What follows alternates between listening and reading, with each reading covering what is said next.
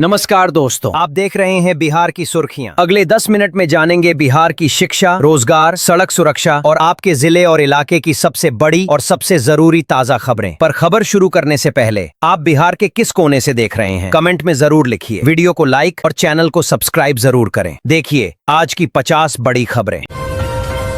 राजधानी पटना के दानापुर इलाके में दिन दहाड़े बदमाशों ने बैंक के एटीएम को गैस कटर से काटकर उसमें रखे सारे 14 लाख रुपए लूट लिए और मौके से फरार हो गए। फिल्म शूटिंग के लिए बिहार बना फिल्म निर्माताओं की पहली पसंद। अब तक 29 फिल्मों को शूटिंग की इजाजत मिली। पटना और नालंदा के शानदार लोकेशन छाए हुए हैं। बिहार के शहरों में रहने वाले आम लोगों के लिए बड़ी खुशखबरी। अब बिजली के रेट में 1 रुपए 40 पैसे प्रति यूनिट की कटौती होगी, जिससे बिजली का बिल हो जाएगा सस्ता। बड़ी हार के बावजूद राष्ट्रीय जनता दल आरजेडी ने एक बार फिर तेजस्वी यादव को विधायक दल का नेता चुना है, लेकिन पार्टी में संजय यादव के खिलाफ हंगामा जारी है। सावधान, बिहार में कड़ाके की ठंड पड़ने वाली है। मौसम विभाग ने मफलर और जैकेट तैयार रखने को कहा। बच्चों और बुजुर्गों को इस दौरान अपना खास ख्याल रखना होगा। बिजली बिल कम करने के लिए भारतीय रेलवे चला रहा बड़ा अभियान।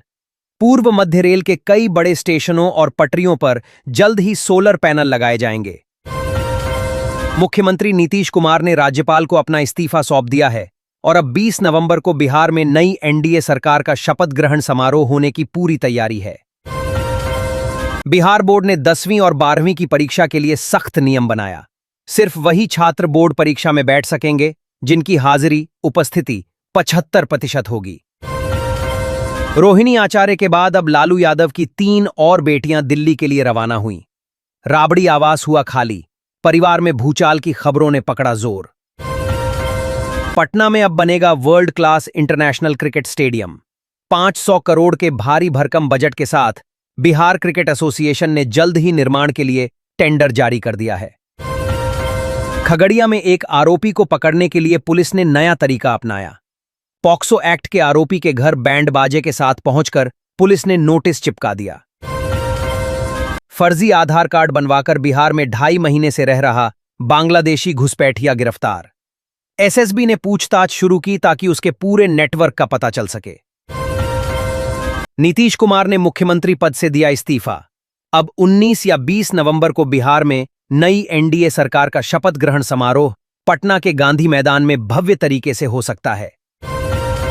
अररिया जिले में छेड़छाड़ के आरोप में स्कूल के हेडमास्टर की गुस्साई गांव वालों ने पुलिस के सामने ही जमकर पिटाई कर दी। पुलिस ने उन्हें बड़ी मुश्किल से बचाया। राहुल गांधी ने बिहार चुनाव के नतीजों पर गंभीर सवाल उठाए। बोले, बिहार में वोट की चोरी हुई है और कई गरीब लोगों के वोटर लिस्ट से नाम काट दिए गए हैं। 114 साल का लंबा इंतजार हुआ खत्म। अब बख्तियारपुर से राजगीर तक की रेल लाइन को डबल ट्रैक किया जाएगा। पटना सहित 4 जिलों के लोगों को मिलेगी बड़ी राहत। बिहार की लाखों महिलाओं के लिए बड़ी खबर। जिन महिलाओं को पहले 10,000 रुपए की मदद मिली थी, उन्हें अब सरकार बहुत जल्द 2 लाख रुपए भी देने की तैयारी कर रही है। बिहार को मिला 8वां सबसे बड़ा एयरपोर्ट। रक्सौल में 207 करोड़ खर्च करके 149 एकड़ जमीन पर जल्द ही हवाई सेवा शुरू करने का काम शुरू किया जाएगा। अररिया जिले में करोड़ों की लागत से बना पुल अचानक धंस गया, जिसके कारण भारत नेपाल सीमा पर लोगों का आना जाना पूरी तरह से बंद हो गया है। जनता ने सिस्टम पर सवाल उठाए। जेडीयू विधायक लेसी सिंह ने कहा कि बिहार विधानसभा चुनाव नीतीश कुमार के नाम और काम पर लड़ा गया था, इसलिए मुख्यमंत्री पद को लेकर कोई किंतु परंतु या शक की गुंजाइश नहीं है। बिहार में फिर से डेंगू का खतरा बढ़ा। राजधानी पटना में पिछले 24 घंटों में 9 नए मरीज मिले हैं और डेंगू से एक व्यक्ति की मौत की खबर भी सामने आई है। पटना पुलिस की बड़ी कामयाबी। सिर्फ 3 स्पेशल ऑपरेशन चलाकर अब तक 10,703 अपराधियों को जेल भेजा गया, जिसके चलते शहर में हत्या और चोरी की घटनाओं पर लगाम लगी है। नई सरकार के गठन से पहले आज पटना में भारतीय जनता पार्टी बीजेपी के विधायक दल की बैठक सुबह 10 बजे होगी, जिसमें गठबंधन के नेता का चुनाव किया जाएगा।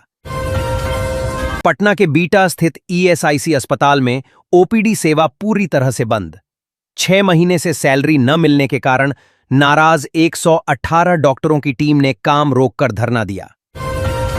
लालू यादव के आवास के बाहर आज छपरा से आए आरजेडी कार्यकर्ताओं ने संजय यादव के खिलाफ जमकर हंगामा किया और उनके विरोध में नारेबाजी भी की। मामला गंभीर होता दिख रहा है। सरकारी स्कूलों में बच्चों के दाखिले का नियम बदला। अब एडमिशन के लिए आधार कार्ड दिखाने की जरूरत नहीं होगी। शिक्षा विभाग ने इस संबंध में नया निर्देश जारी किया है।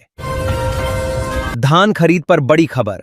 मधुबनी जिले के 10 प्रखंडों में अभी तक किसानों से धान खरीदना शुरू नहीं हुआ है, जिससे वे बहुत परेशान हैं और सरकार से मदद मांग रहे हैं। रोहिणी आचार्य के अपमान पर तेज प्रताप यादव ने सख्त बयान देते हुए कहा कि वो अपनी बहन का अपमान बिल्कुल बर्दाश्त नहीं करेंगे और जयचंदों को इसका नतीजा भुगतना पड़ेगा।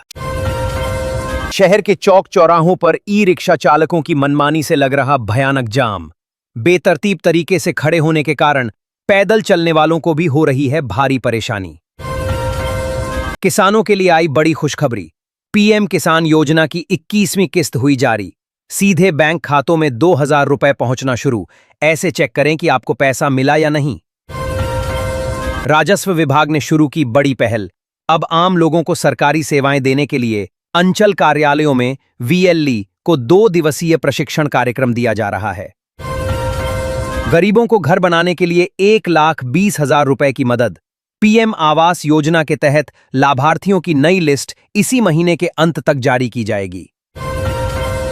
सोनपुर मेला घूमने आए लाखों लोगों के लिए स्वास्थ्य विभाग ने लगाया मुफ्त चेकअप कैंप। बिहार पुलिस ने भी अपना स्टॉल लगाकर लोगों को साइबर सुरक्षा की जानकारी दी है। 20 नवंबर को होने वाले शपथ ग्रहण समारोह की तैयारी के कारण पटना के डीएम ने आदेश दिया है कि जिले के सभी प्रदर्शनकारियों की छुट्टी पर तत्काल प्रभाव से रोक लगा दी गई है। बच्चों को किताबों का शौकीन बनाने के लिए शिक्षा विभाग ने शुरू किया बड़ा अभियान। अब हर सरकारी स्कूल में मैगजीन छापी जाएगी और रचनात्मक प्रतियोगिताएं लागू होंगी। किसानों को बड़ी राहत। अब मटर, मसूर और सरसों के साथ साथ गेहूं के बीज पर भी अनुदान सब्सिडी मिलेगा। इसके लिए किसान जल्द से जल्द ऑनलाइन रजिस्ट्रेशन करें। चुनाव में करारी हार के बावजूद लालू यादव ने साफ कर दिया है कि राष्ट्रीय जनता दल आरजेडी तेजस्वी यादव के नेतृत्व में ही आगे बढ़ेगी और वही पार्टी के नेता रहेंगे। पटना की हवा हुई बेहद खतरनाक। प्रदूषण का स्तर रेड जोन में पहुंचा और लोगों का सांस लेना हुआ मुश्किल। वही राजगीर की हवा सबसे साफ बनी हुई है। बिहार में नई एनडीए सरकार का शपथ ग्रहण समारोह अब 20 नवंबर को होगा। मुख्यमंत्री नीतीश कुमार ने राज्यपाल को इस्तीफा सौंप दिया है और आज बीजेपी जेडीयू विधायकों की बैठक है। सीतामढ़ी पुलिस ने गुप्त सूचना पर की बड़ी कार्रवाई। 95 किलो गांजा के साथ कार में बैठे 2 तस्करों को किया गिरफ्तार। अंतर्राष्ट्रीय सीमा से हो रही थी ये बड़ी तस्करी।